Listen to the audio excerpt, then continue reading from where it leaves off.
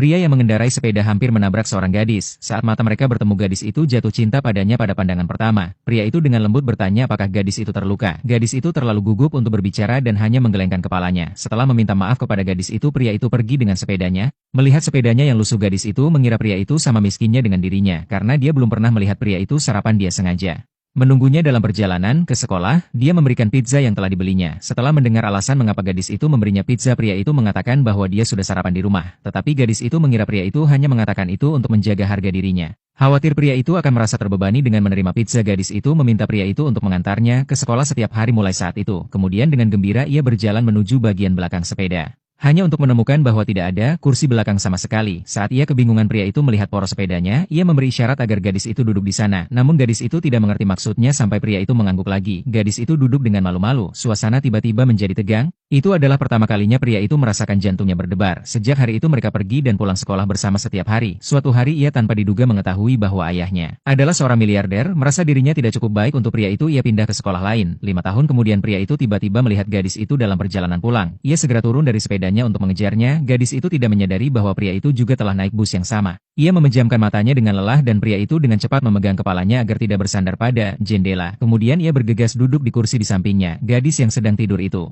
meletakkan tangannya di kaki pria itu. Melihat gadis itu tidur dengan tenang, pria itu diam-diam merasa senang. Ketika gadis itu bangun, pria itu sudah pergi, tetapi ada sebotol susu favoritnya di tangannya. Saat itu juga bosnya memberitahunya bahwa ia bisa mulai bekerja paruh waktu di kedai kopi keesokan harinya. Hal ini membuatnya sangat bahagia. Keesokan harinya saat menerima pesanan dari pelanggan baru, ia menyadari bahwa itu adalah pria itu. Ia berusaha sebaik mungkin untuk tetap tenang saat ia memperkenalkan hidangan di kedai kopi kepada pria itu. Setelah pria itu selesai memesan, gadis itu segera pergi dan meminta seorang rekan untuk mengambil alih mejanya. Namun ia tidak menyangka pria itu akan menunggunya di pintu setelah bekerja. Ia berbalik untuk pergi, tetapi pria itu menariknya kembali. Ia bertanya kepada gadis itu mengapa ia menghindarinya. Gadis itu berbohong bahwa ia memiliki urusan mendesak, tetapi pria itu tidak mempercayainya. Ia mengajak gadis itu makan malam bersamanya. Gadis itu bertanya dengan bingung, bukankah Anda baru saja memesan banyak makanan? Pria itu menjawab, karena kamu tidak mau berbicara denganku. Aku hanya minum 2 gelas air. Melihat gadis itu tidak menjawab, pria itu menariknya ke mobilnya. Ia bertanya padanya apakah kamu lebih suka duduk di kursi penumpang mobil atau di atas tang sepeda? Gadis itu langsung tersipu.